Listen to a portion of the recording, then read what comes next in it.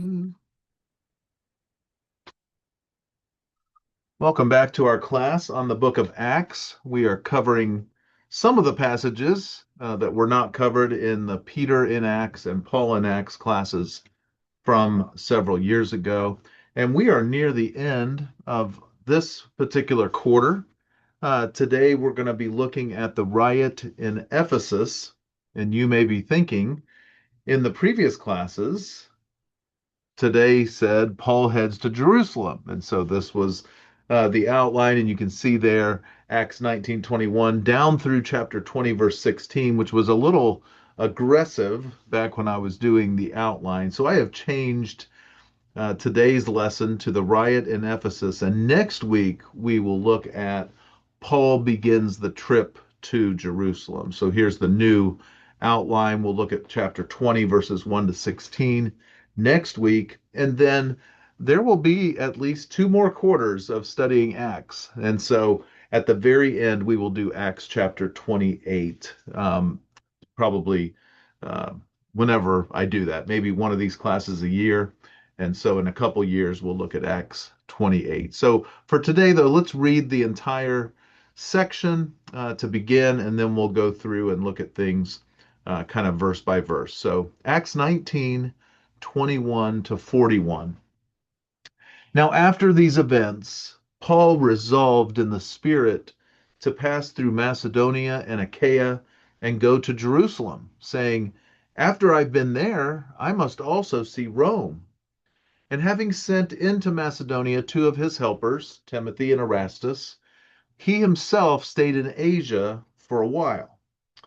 About that time there arose no little disturbance concerning the way, for a man named Demetrius, a silversmith, who made silver shrines of Artemis, brought no little business to the craftsmen. These he gathered together with the workmen in similar trades and said, men, you know that from this business we have our wealth. And you see and hear that not only in Ephesus, but in almost all of Asia, this Paul has persuaded and turned away a great many people, saying that gods made with hands are not gods. And there is danger not only that this trade of ours may come into disrepute, but also that the temple of the great goddess Artemis may be counted as nothing, and that she may even be deposed from her magnificence, she whom all Asia and the world worship. When they heard this, they were enraged and were crying out, great is Artemis of the Ephesians.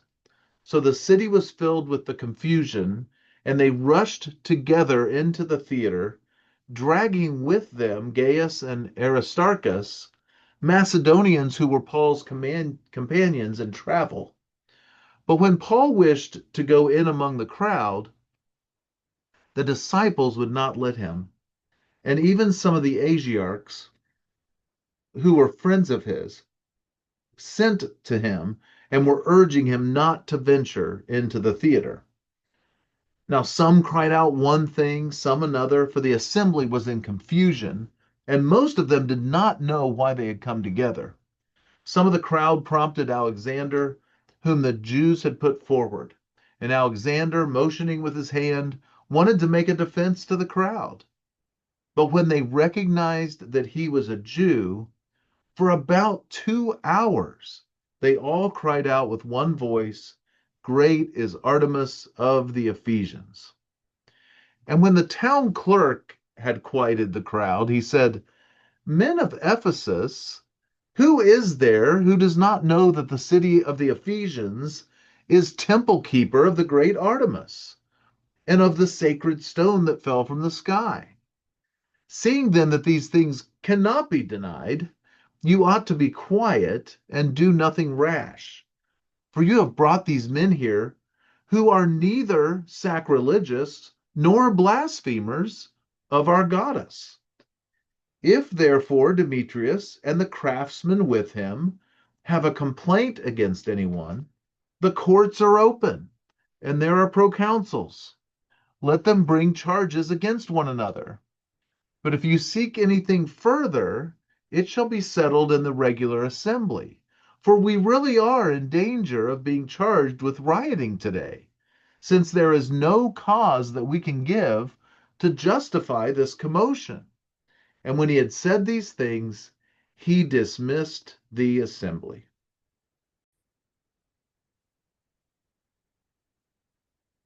All right, so let's dive into these verses. We'll look at verses 21 and 22 first off. Now, after these events, Paul resolved in the Spirit to pass through Macedonia and Achaia and go to Jerusalem, saying, after I've been there, I must also see Rome. And having sent into Macedonia two of his helpers, Timothy and Erastus, he himself stayed in Asia for a while. All right, so let's look at this phrase, resolved in the Spirit. And we have a lot of Holy Spirit work here in the book of Acts that we just do not experience today. When Paul originally, not just Paul, when Christ's workers, when his disciples were going about doing their work, oftentimes it was the Spirit who told them specifically what to do. And so the apostles and people like that and others, they had a guidance that was miraculous, that was a wonder and a sign that we do not have today. Now the Spirit is still active. The Spirit is still at work in our lives. We're told that He leads us and guides us and intercedes for us. It's just not in this more direct, miraculous way that people experienced back in the first century. So Paul resolves in the Spirit, and it could be that the Holy Spirit was guiding him to this in a very specific way. It could be that he was told by the Holy Spirit to pass through Macedonia and Achaia and go to Jerusalem. Here, Paul is given the lead in this. He is the subject of the sentence, and he resolved. And so Paul did make a decision. He was resolute in his determination to go through Macedonia and Achaia and to Jerusalem. And with the idea of in the Spirit, it was according to the Spirit, it was in line with the Spirit's will. And so, in that way, we still can resolve in the Spirit. I don't think it would be in exactly the same way Paul did, but we can resolve to do things that are according to the Spirit's will. We have a ton of information concerning the Spirit's will. Just the fruit of the Spirit would be enough for us to say that we can resolve in the Spirit to be loving individuals. We can resolve in the Spirit to be patient. We should make determinations for our lives. Again, we don't have the miraculous guidance that was taking place in the first century, the direct communication, but we have communication and we know the Spirit's will. And so we can, in very similar ways, follow what Paul was doing here, follow his example. But he determined that he was going to pass through Macedonia and Achaia and go to Jerusalem. And let me just say, it's very interesting as we read the New Testament.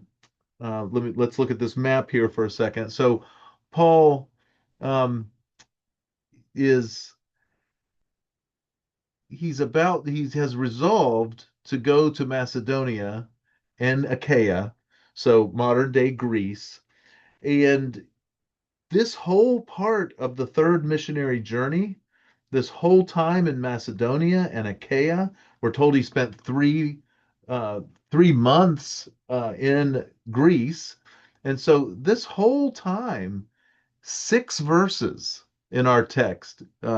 Next week's text, chapter 20, verses, we'll look at 1 through 16, but the first 6 verses are all about this. And then all of a sudden he's back in Troas. And so we only have 6 verses for this whole part of the trip. So extremely interesting, of course. Uh, Right now, he's in Ephesus. He resolves to go back through Macedonia and Achaia and then back to Jerusalem. And that's where this third missionary journey will end.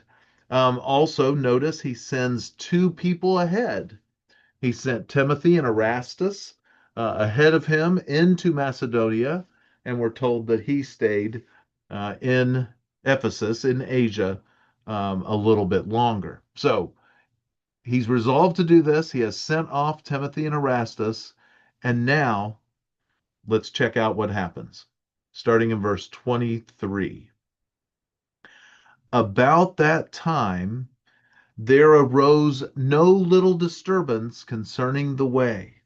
And let's just pause there for a little bit. This phrase, the way, you notice in the ESV, they have capitalized that because it is the way. We're talking about the way of Christ. We're talking about the way of the gospel, the way of God. And so let's just look at a few passages that use this same phrase. Back 10 chapters earlier, here in the negative, Paul is still being referred to by Luke as Saul. And it says, but Saul, still breathing threats and murder against the disciples of the Lord, went to the high priest and asked him for letters to the synagogues at Damascus, so that if he found any belonging to the way, men or women, he might bring them bound to Jerusalem. So, chapter 9, it's used earlier in the chapter we're studying today. Acts chapter 19, verses 8 through 10, you can see the way there in the third line in verse 9. And he entered the synagogue and for 3 months spoke boldly, reasoning and persuading them about the kingdom of God. But when some became stubborn and continued in unbelief, speaking evil of the way before the congregation, he withdrew from them and took the disciples with him, reasoning daily in the hall of Tyrannus. This continued for 2 years, so that all the residents of Asia heard the word of the Lord, both Jews and Greeks. And so this third journey is quite extensive as far as time goes, and we're just not given much information about the trip back through Macedonia and Achaia, as we've already noted. But notice here, he's here for 2 years, so that all the residents of Asia heard the word of the Lord, both Jews and Greeks. This is leading into our study for today, and so we find out, yeah, that this is how the Demetrius is able to say he's made a difference in all of Asia, and it's supported here by what Luke writes. Um, Later, when Paul is before Felix, he will use the way in his discourse, in his defense, and then in verse 22. Luke writes that Felix, having a rather accurate knowledge of the way, put them off, saying, and then, but we'll read the whole thing now. So, Acts 24, starting in 14. But this I confess to you, that according to the way, which they call a sect, I worship the God of our fathers, believing everything laid down by the law and written in the prophets, having a hope in God, which these men themselves accept, that there will be a resurrection of both the just and the unjust. And then when Paul completes his statements, verse 22, but Felix, having a rather accurate knowledge of the way, put them off, saying, when Lysias the tribune comes down, I will decide your case. Then he gave orders to the centurion that he should be kept in custody, but have some liberty, and that none of his friends should be prevented from attending to his needs. So once Paul's in custody, things really aren't too bad. Now, when he's on his way to Rome after appealing to Caesar, of course, we know at one point the people in charge of the ship were going to kill all the prisoners, but Paul persuades them, and they do not. He does make it to Rome in the end. I do want to look at Luke using this phrase in his first writing to Theophilus in the gospel, Luke 3, 3 through 6. And he went into all the region around the Jordan. This is talking about John the Baptist, proclaiming a baptism of repentance for the forgiveness of sins, as it is written in the book of the words of Isaiah the prophet, the voice of one crying in the wilderness, prepare the way of the Lord, make his paths straight. Every valley shall be filled, and every mountain and hill shall be made low, and the crooked shall become straight, and the rough places shall become level ways, and all flesh shall see the salvation of God. How awesome is that? So this is what John the Baptist is doing for Jesus the Christ, the Messiah. And just two more passages on the idea of the way. Psalm 1, the very first psalm in the collection of songs, poems that we have in the Old Testament, contemplates two different ways: the way of the righteous versus the way of the unrighteous, the evil. And we start right off. Psalm 1, starting in verse 1. Blessed is the man who walks not in the counsel of the wicked, nor stands in the way of sinners, nor sits in the seat of scoffers. So blessed is the man who is following a different way and whose delight is in the law of the Lord. And on his law he meditates day and night. What is this blessed person like? He is like a tree planted by streams of water that yields its fruit in its season, and its leaf does not wither. In all that he does, he prospers. The wicked are not so, but are like chaff that the wind drives away. And then this big contrast comes to its conclusion in verses 5 and 6. Therefore, the wicked will not stand in the judgment, nor sinners. They're not going to stand in the congregation of the righteous. And then verse 6, for the Lord knows the way of the righteous, but the way of the wicked will perish. And then one final verse, we find out ultimately the personification of the way, if you will. Jesus said to him, I am the way and the truth and the life. No one comes to the Father except through me. If you had known me, you would have known my Father also. From now on, you do know him and have seen him. Jesus is the way. And so when Paul is talking about the way, or Felix is contemplating, or Luke is telling us that Felix is very acquainted with the way. The way is the way of Christ, and ultimately is Christ himself. He is the way, the truth, and the life. All right, so we read verse 23. There was a disturbance concerning the way, and now 24 and 25. For a man named Demetrius, a silversmith, who made silver shrines of Artemis, brought no little business to the craftsmen. Again, I just feel like I have to note Luke's style here. Brought no little business. In other words, he brought a lot of business to these craftsmen. Just a way in which Luke likes to write. So these he gathered together with the workmen in similar trades and said, all right, before we get to what he says, I do just want to show you a few pictures. This is the actual site in Turkey, modern day Turkey, where the temple to Artemis was standing.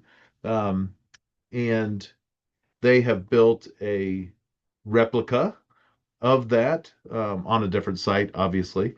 So that is the temple to the goddess Artemis or Diana. Um, and here is a picture.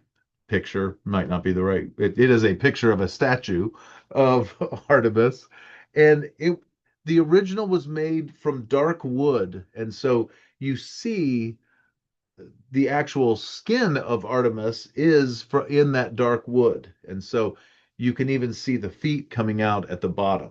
And so this was the Ephesian Artemis. I'm going to show you a picture of the Greek traditional, you might say, Artemis.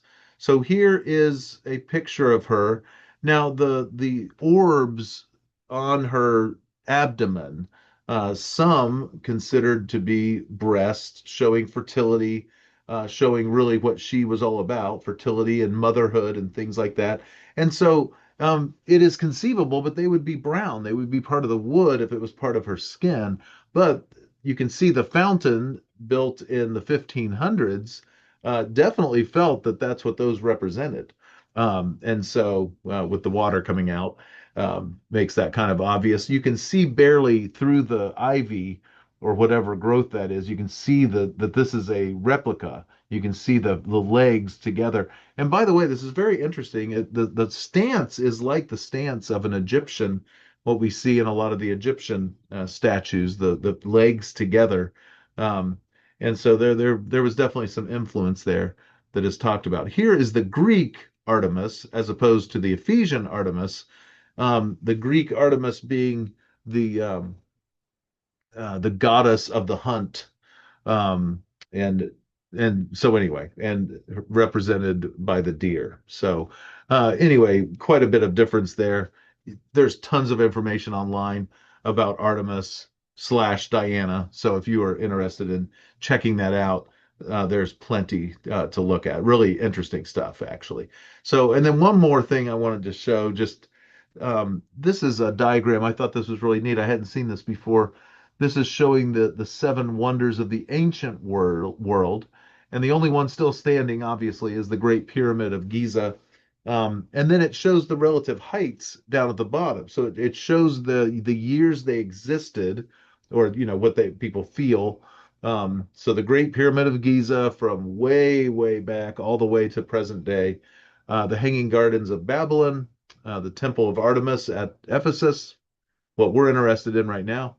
Then the statue of Zeus at Olympia, mausoleum at Halicarnassus, and then the Colossus of Rhodes and Pharos Lighthouse at Alexandria. So pretty neat stuff. That lighthouse I never realized was almost as tall as the Great Pyramid, but that's kind of an interesting thing there that we can see.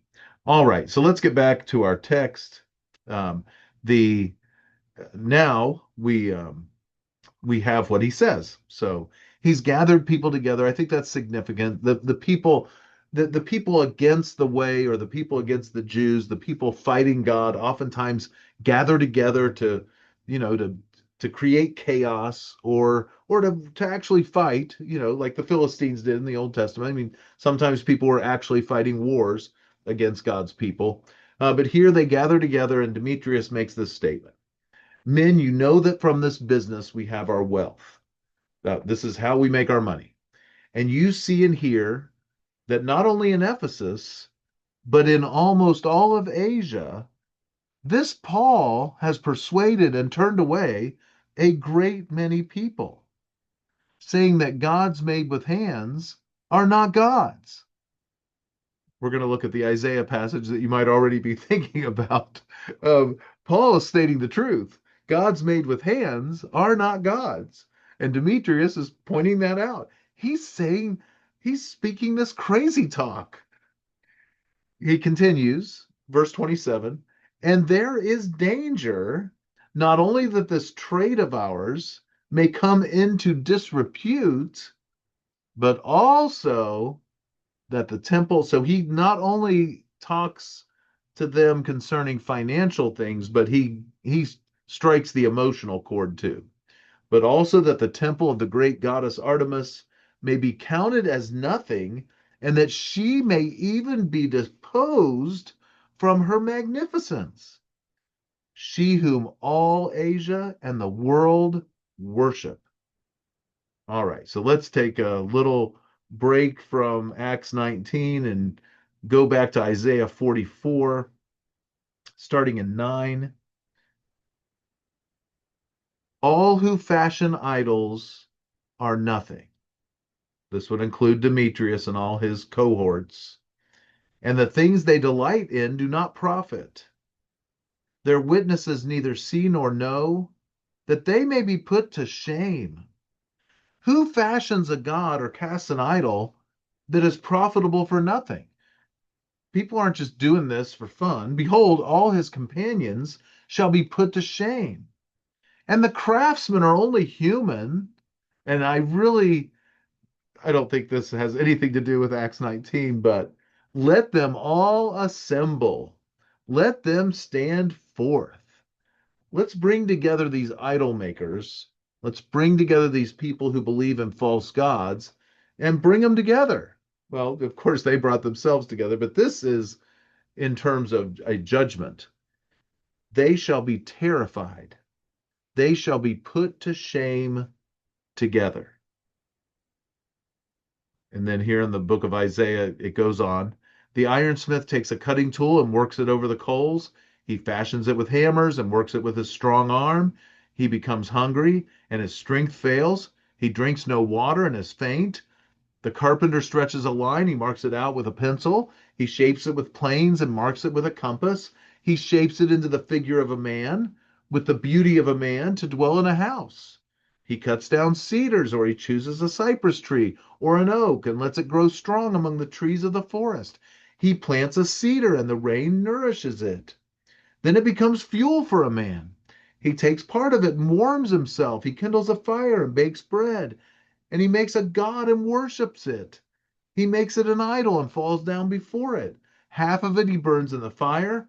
Over the half he eats meat. He roasts it and is satisfied.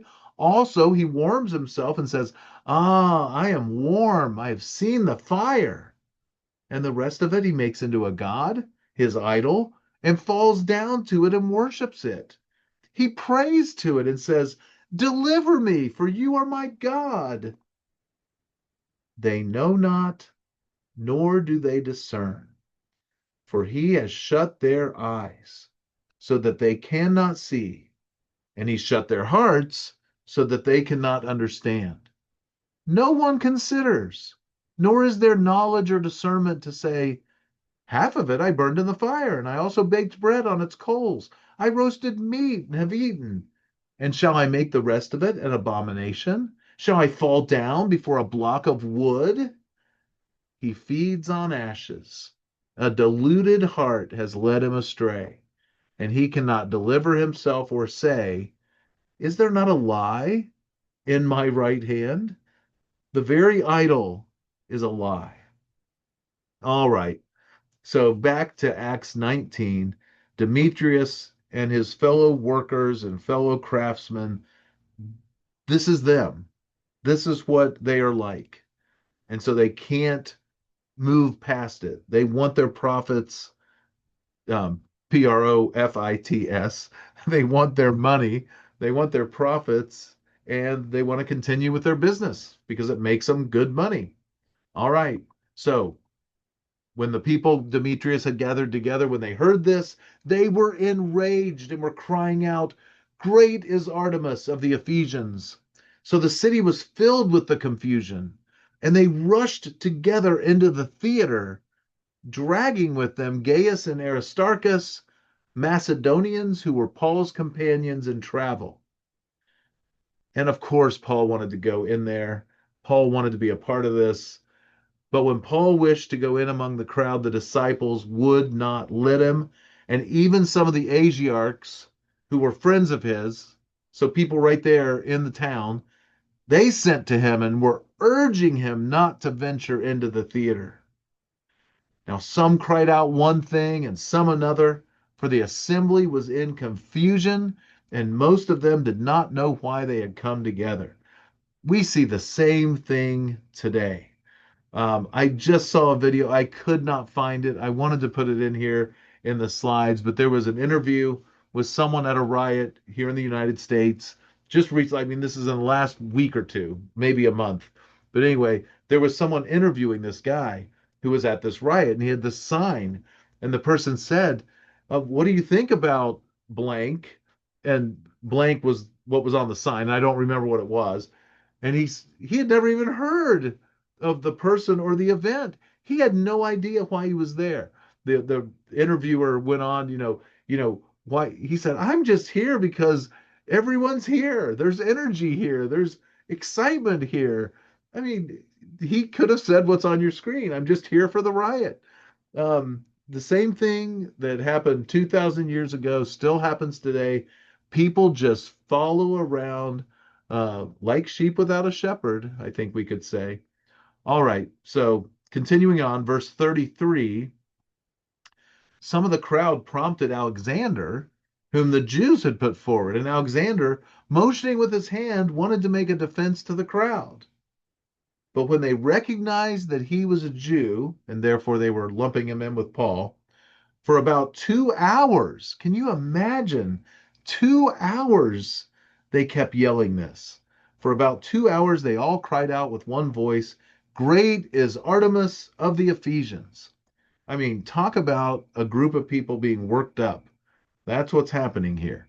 All right. And then our last paragraph, verses 35 to 41, uh, the town clerk finally brings some reason to this assembly. So, starting in 35, when the town clerk had quieted the crowd, he said, "Men of Ephesus, who is there who does not know that the city of the Ephesians is temple keeper of the great Artemis and of the sacred stone that fell from the sky?"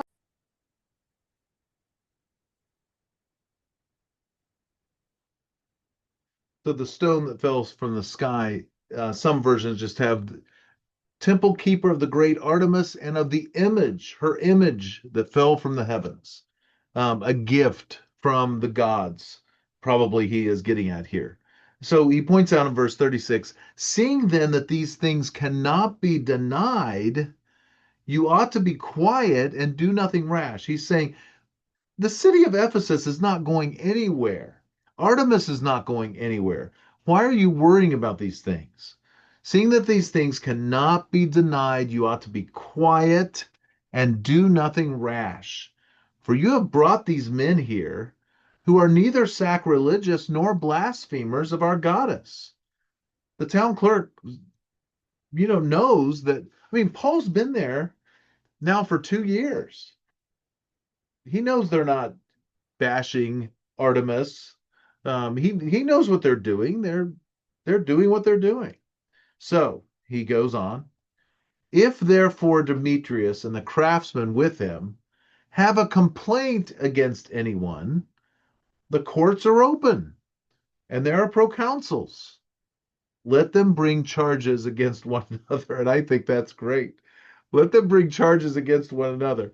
And I don't think he means Demetrius suing, the craftsman and the craftsman suing him. But it is interesting, the wording there. It just makes me chuckle a little bit. They are not planning to press charges against one another. They want to press charges against these people who are along the way, who are part of the religious movement of Christianity. But if you seek anything further, it shall be settled in the regular assembly. In other words, this is over. For we really are in danger of being charged with rioting today, since there is no cause that we can give to justify this commotion. And when he had said these things, he dismissed the assembly. One of the commentaries pointed out that the people went home kind of having been chastised. And so I think that's interesting as well. So all their enthusiasm kind of had a wet rag thrown on it by the city clerk. All right. So next week, we will look at Acts chapter 20, verses 1 to 16. We might drift a little from that as we conclude this quarter. Um, and that should say August 27th on it. But anyway, that'll be next week's lesson. May the Lord continue to bless us and keep us as we study his amazing word.